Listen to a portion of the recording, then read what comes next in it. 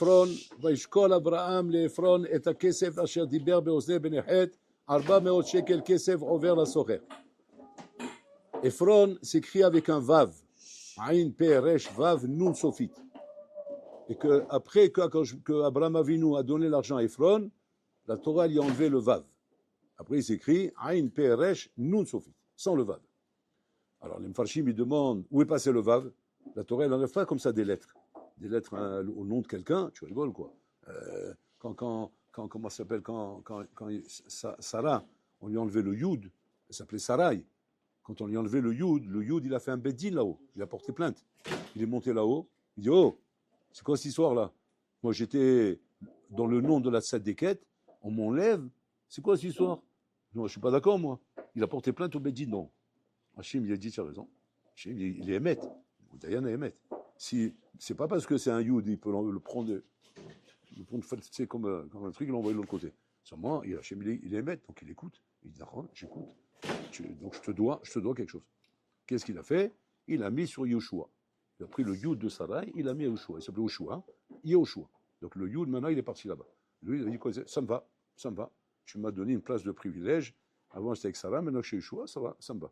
Donc on voit que les lettres dans la Torah sont vivantes. Elles vivent, elles parlent, elles se plaignent, elles portent plainte. C'est pas de la rigolade. Donc le veuve de Ephron il saute. On n'a pas vu qu'il a porté plainte. Donc ça veut dire que s'il n'a pas porté plainte, ça veut dire que c'est Nahon qui l'a sauté. Maintenant, pourquoi il a sauté? Il faut comprendre. Ça veut dire s'il n'a pas porté plainte, c'est qu'il sait que c'est Nahon. Ils disent les Mefarshim, pourquoi il n'a pas porté plainte? Parce qu'étant donné que maintenant que Ephron, il a accepté de prendre de l'argent de Abraham Avinu, ouais, alors qu'il aurait dû lui faire cadeau la Marata Marpella, c'est pour ça que le Vav il a sauté. Alors là, Habibi, tous les Mefarshim, c'est eux qui sautent maintenant. C'est pas le Vav qui saute maintenant. C'est les Mefarshim qui sautent en l'air. Les Mefarshim disent attends, je comprends pas. Qu'est-ce qu'on veut de ce bonhomme? Le bonhomme, il a Ahuzat Kever. C'est Mazar Ahuzat Kever, c'est-à-dire c'est un terrain qui est là, en patrimoine, en héritage de ses parents, grands-parents, arrière-grands-parents. C'est-à-dire c'est un bien familial. C'est pas une affaire qu'il a fait sur le chouk. Il a acheté un truc comme ça et maintenant tu dis bon, tu le revends. Ça, on n'a pas de problème avec ça. Le truc qu'on achète sur le chouk, on achète et on revend. On n'est pas attaché d'une manière rikshit à la chose, émotionnellement à la chose. Parce qu'on achète et on revend. Mais ici, c'est un bien familial. Un bien familial, on y tient, on le garde, c'est pas quelque chose qu'on revend. Donc Ephron avait de l'importance pour ce terrain. Il donnait beaucoup d'importance à ça. Donc c'est-à-dire que Stam, il est chayav de le donner à Abraham, il est chayav de lui vendre, il est chayav de faire cadeau. Peut-être que non. Qu'est-ce qu'elle veut la Torah ici? La Torah dit quoi? C'est pas beau, il t'a demandé, il faut lui donner, vous voulez. Mais dis merci que je veux lui vendre, Bichlal. Si je veux lui donner. Tu es en train de me reprocher pourquoi je ne fais pas cadeau? Mais même lui vendre, je ne suis pas obligé de le faire. Un bonhomme, c'est comme si maintenant tu viens comme ça. Demain, il vient, ça dit comme ça, il tape à la porte. Oui, shalom. Ah, ça dit, oh, je suis honoré que vous êtes là. Je veux ta maison. Ma maison, c'est ma maison. Mais je la veux. Vous êtes gentil, monsieur le Sadiq. Moi, je vous aime bien, mais c'est ma maison, ma femme, elle est bien ici. Va ailleurs. Maintenant, on va dire, tu n'as pas écouté le Sadiq? Bon, Alik, tu vas finir au Guinam, tu vas mourir, tu vas finir Kafakela, on va te tourner dans là-bas comme une broche dans la fournaise là-bas du diable. Un bonhomme, il entend ça, qu'est-ce qu'il va dire? Il va dire, mais ils sont devenus fous dans cette Torah. C'est une Torah de fous. On ne peut pas comprendre une chose pareille. On ne va pas dire parce qu'un bonhomme, maintenant, il n'a pas donné une chose qui est à lui, et on va lui reprocher pourquoi tu ne l'as pas donné. Ça ne commence pas. C'est le Igioni d'avoir casé. Donc ce pshat, on ne le comprend pas. C'est quoi ce pshat de dire le Vav, il a sauté, pourquoi? Parce qu'en fin de compte, il a accepté. Mais d'abord accepter l'argent, dit-lui Hazakobar, il faut lui ajouter 3 Vav. Pas il faut lui enlever un Vav. Il faut lui ajouter encore 2 Vav encore. Pourquoi? Parce qu'il a accepté de demande, c'est gentil de sa part. Il aurait pu dire non, je ne vends pas. Maintenant, on lui reproche quoi? Pourquoi tu ne le fais pas cadeau? C'est-à-dire, non seulement ta maison, tu vas sortir, mais en plus, tu me l'as fait cadeau. C'est débile ce truc-là. C'est quoi le chat? Alors, regardez bien. Il y a la notion, Rabotai, de Nephila dans la Torah, de Nephila, et la notion de Yerida. Nephila, c'est une chose, Yerida, c'est autre chose. Nephila, c'est tomber. Je suis tombé. Yerida, c'est je descends. A priori, tomber, c'est une descente. Ouais. Et une descente, c'est tomber. Donc, ça se rejoint un petit peu. C'est un peu un jeu de mots, mais ça revient au même, a priori. Non, ça n'a rien à voir. Sur le fait de tomber, les Chachamim, ils disent, Tzadik nofel vekam. Tomber n'est pas un problème dans votre Hashem. Tomber, tu tomberas, et tu retomberas, et tu retomberas. Et c'est même pas seulement que c'est Bediavad, c'est les Khatrila. C'est les Khatrila, c'est pas marqué Nafal Vekam, au passé, qui est une formule de Bediavad, c'est marqué Nofel Vekam. Le présent, quand on emploie le présent, c'est pour dire qu'on parle les Khatrila. Quand on veut parler au passé, qu'est-ce qu'on emploie? Le passé. Quand on parle Bediavad, on emploie le passé. Quand on dit au présent, ça veut dire que c'est les Khatrila. Ouais. Nofel Vekam. C'est-à-dire quoi? Il doit tomber. Il tombe, il se lève. Il tombe, il se lève. Ça veut dire quoi? Que moi, dans ma vie, quand je suis maintenant à l'Yeshiva, j'arrive à l'Yeshiva, et il y a des choses que je veux prendre sur moi.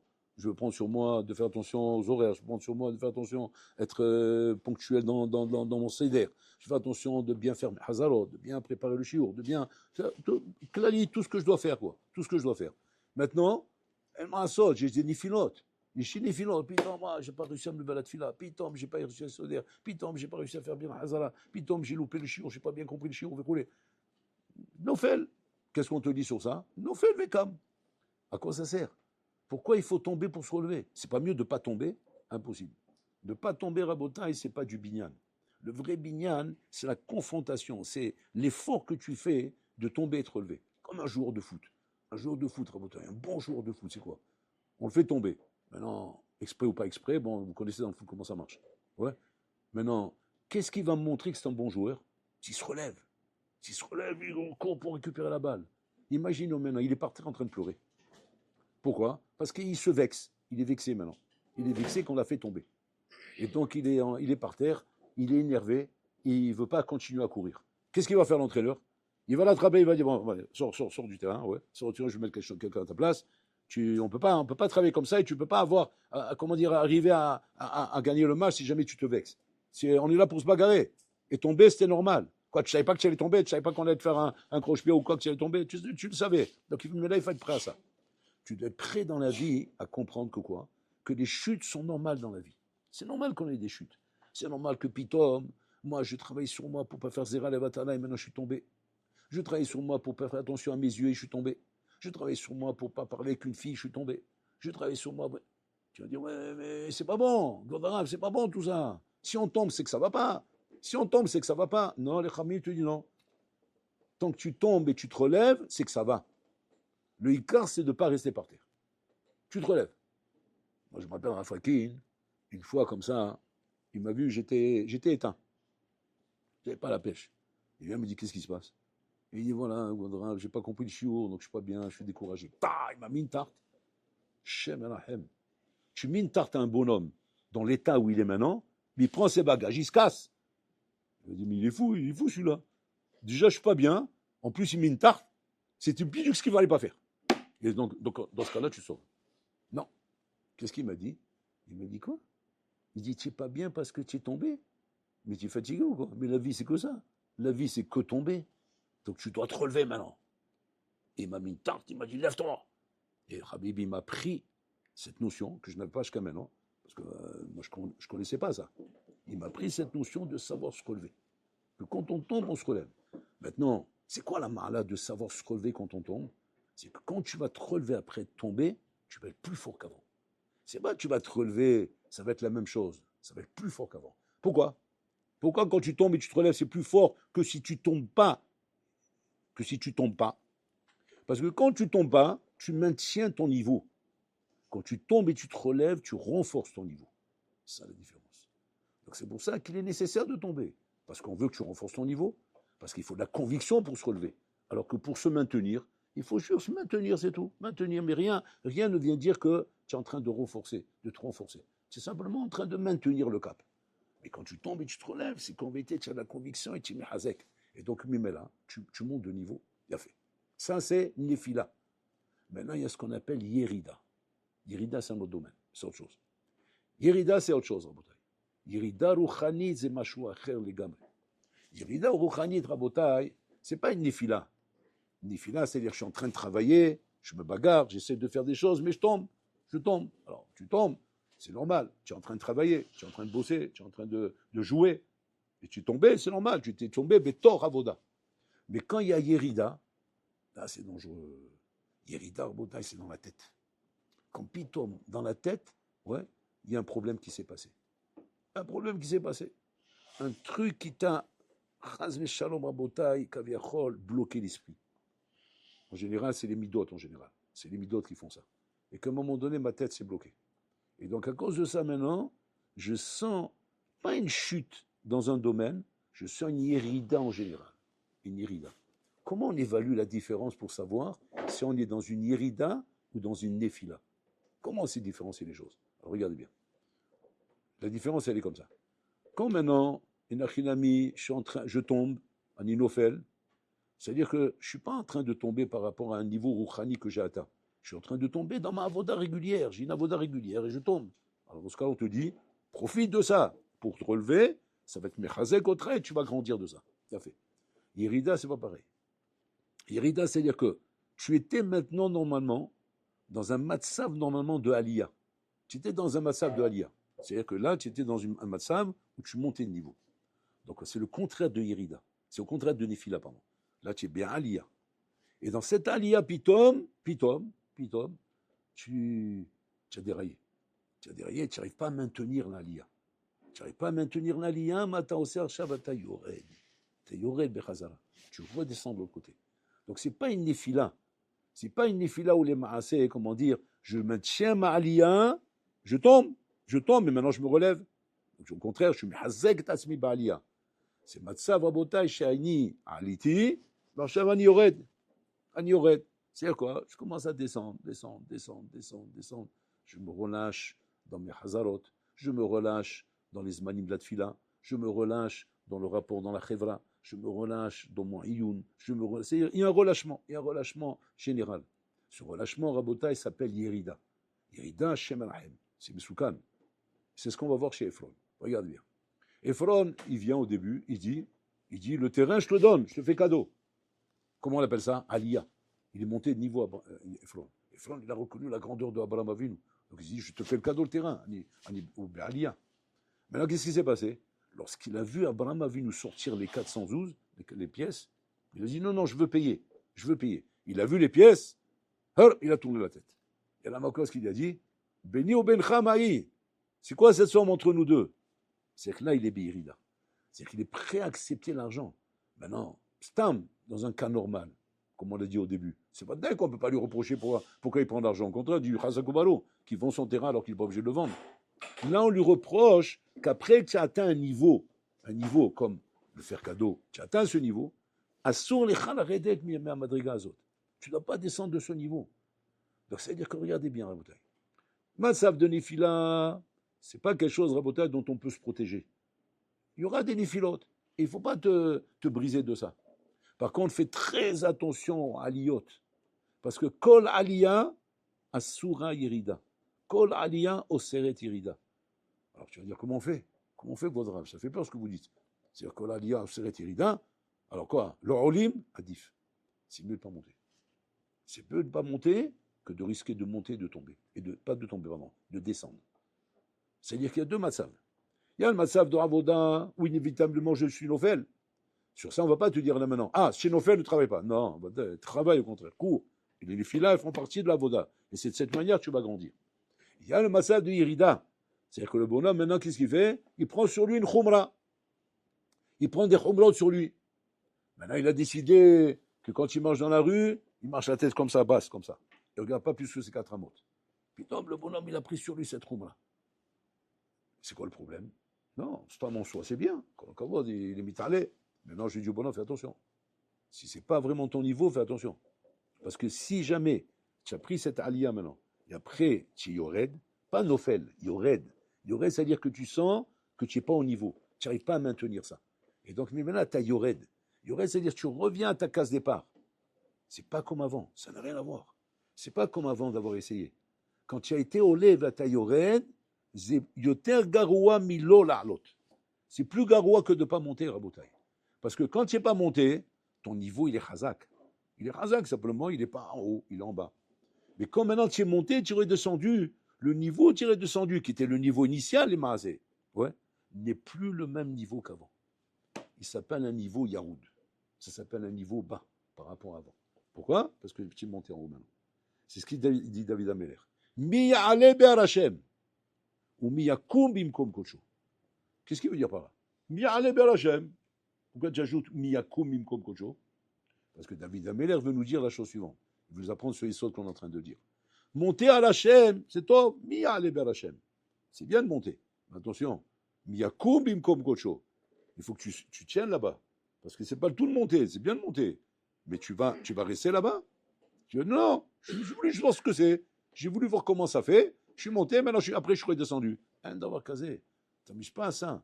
Dans Avodat Hashem, c'est très mesoukan de prendre sur soi des chumrot, de prendre sur soi des idurim, de prendre sur soi des choses rabotai qu'on sait qu'on ne va pas maintenir. Assour rabotai. Il vaut mieux avancer avec des petits objectifs. Des petits objectifs. Oh, là-bas, je suis sûr et certain que ces choses-là, rabotai, jamais je ferai marche arrière. Parce que l'objectif, il est petit. Et de cette manière-là, je vais avancer. Et je vais arriver à destination. Mais quand le bonhomme, rabotai, il veut faire des kfitsot, comme dit le Rambam, kfitsa bavotat Hashem pasoul. Il fait des kfitsot parce que le bonhomme, il va avancer vite. Il dit, moi, Habibi, je t'explique. Moi, je fais mon année à l'Eshiva. Si dans cette année-là, j'ai pas réussi à arriver au bout là-bas, ça vaut rien pour moi. Chez Mishmor. Toi, c'est mieux que tu prennes tes valises et va-t'en tout de suite. Tu dis quoi? Au contraire, vous vous rendez compte? Je suis ambitieux. L'ambition, c'est ça qui fait avancer dans la vie. Oui, dans le Gashmi, oui, c'est bien, mais pas dans l'Ukhani. Dans l'Ukhani, Rabotai, l'ambition est nécessaire.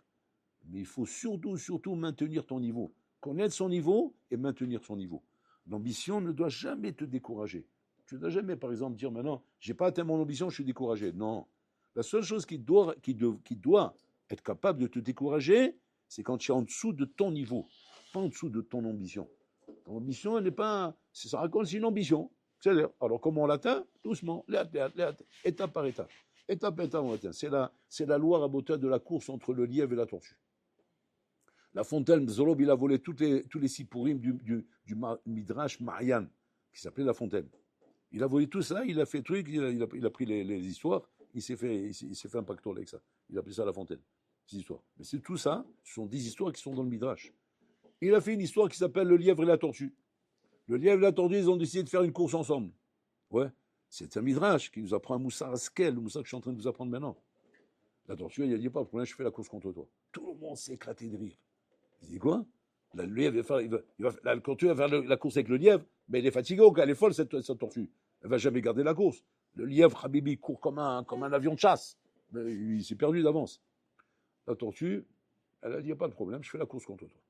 Maintenant, la tortue, elle sait très bien qu'elle court à combien, Rabota, et de tension. Doucement, comme ça, elle avance comme ça, on marche à son allure. Le lièvre, c'est rien que ça, tu as dit le départ, il est presque arrivé à l'arrivée déjà. Seulement le lièvre, ça l'ennuie. Ça l'ennuie de courir avec la tortue. Alors qu'est-ce qu'il fait? Il se balade. Il se balade, il revient, il se balade, il revient, il se balade, il revient. Et de temps en temps, il se met à côté de la tortue, comme ça, il la dépasse. Après, il revient, il la dépasse, il revient. Il s'amuse avec elle, quoi. Mais la tortue, elle bouge pas. Elle avance doucement, doucement, doucement, doucement. Ce qui est impressionnant à Botaï, c'est la fin de l'histoire. Mais la fin de l'histoire, il faut la comprendre, parce que c'est bien beau, ces histoires-là. C'est l'histoire qu'on raconte aux enfants. Mais quand je la raconte à un adulte, il faut qu'il comprenne l'histoire. C'est quoi la chute de l'histoire? C'est qu'en fin de compte, la tortue, elle a gagné la course. Alors là, on ne comprend pas. Mais comment elle a gagné la course, la tortue? C'est impossible. Comment elle a fait pour gagner la course, Rabotaï? De là, il ressort une règle importante, Rabotaï. Que quoi? La règle, Rabotaï, ce n'est pas la rapidité à laquelle tu cours. Ce n'est pas les forces que tu investis. Ce n'est pas ça, Rabotaï. C'est l'endurance. C'est l'endurance qui compte. C'est-à-dire celui qui gagne, Rabotaï, dans toutes les courses de la vie, c'est celui qui a de l'endurance. Ce n'est pas celui qui court forcément vite, ou qui a plus de force. Celui qui a de l'endurance, Rabotaï. Parce que celui-là, il va maintenir l'effort. Constant, sans bouger. Il y aura des néphilotes, mais ces néphilotes ne vont pas le briser, il va continuer Rabotaï. Mais quand le bonhomme Rabotaï n'arrive pas à se satisfaire de l'endurance, les gens comme ça, ils ne supportent pas. Il faut que ce soit des records, il faut que ce soit d'artifices, il faut que ce soit des sauts. Ce bonhomme-là, il est dangereux. Il est en position dangereuse. Celui-là, il faut vite lui conseiller et lui apprendre à accepter de rouler avec l'endurance. C'est-à-dire à ton allure. Donc, c'est-à-dire que, quel est le conseil qu'on donne à quelqu'un pour réussir dans la vie? Repère tes kélim. Une fois que tu as repéré tes kélim, sois heureux de tes kélim et travaille avec tes kélim. C'est-à-dire que moi, je n'ai pas les kélim du Gaon de Vina, je n'ai pas les kélim de Rabbi Akiva Eger, j'ai mes kélim à moi. C'est tes kélim à toi qui vont te faire réussir dans la vie. Tu n'es pas lésé parce que tu n'as pas les kélim du Gaon de Vina Avec tes kilim, tu vas réussir. C'est ce qu'il dit dans la Gemara avec Rabbi Yoshua ben Levi. Rabbi Yoshua ben Levi, il était assis au Beth Midrash. Et Rabbi Yosef, là-bas, qui est le fils de Rabbi Yoshua ben Levi, puis Tom, il est tombé dans le coma dans le Beth Midrash. Tombé dans le coma. Il est tombé par terre. Les gens, ils ont commencé à paniquer. Waouh, ils ont vu qu'il est coma. C'est pas juste évanoui. On voyait l'œil, il a tourné. Ils ont pris peur. Ils ont dit, laissez-le. Il va revenir. Il dit, mais regardez dans quel état il est. Vous n'avez pas peur, laissez-le. Donc ils ont continué à étudier. Normalement, il était par terre. Et lui, son père, il ne s'inquiète pas. Puis Tom, il se relève. Ils ont dit, oui, il avait raison, il connaît bien son fils. Une fois qu'il s'est relevé, le pauvre, il reprend comme ça ses esprits. Le père, il l'appelle, il dit, viens ici. Assis-toi à côté de moi. Il s'assoit, il dit, Mahazé, qu'est-ce qu'il y a vu là-haut? Tout de suite, il a compris qu'il a vu quelque chose là-haut. Il dit, Mahazé, qu'est-ce qu'il y a vu là-haut? Il dit, ah ben, je suis effrayé. Il dit, pourquoi? Oh là, ma fourra, il dit. J'ai vu un monde à l'envers. Il dit, qu'est-ce qu'il y a vu? J'ai vu Tartoni le Marla et Lyoni le matin. Les gens qui sont grands ici, je les ai vus en haut, en bas. Les gens qui sont bas ici, je les ai vus grands en haut. Alors maintenant, il dit non, le monde que tu as vu, c'est Olam Haemet. C'est le Olam Haemet. C'est pas tout grand en bas qui est grand en haut, mais c'est pas tout petit en bas qui est petit en haut. Maintenant, c'est quoi le pshat? Le pshat, c'est quoi? Il est étonné de quoi? Est-ce qu'il comprend pas qu'il y a beaucoup de gens, Rabota, qui jouent dans ce monde, qui sont passés pour des grands, qui ne sont pas des grands, et des petits, qu'on croit qu'il y a des petits, alors c'est pas des petits. Il sait pas ça? Non.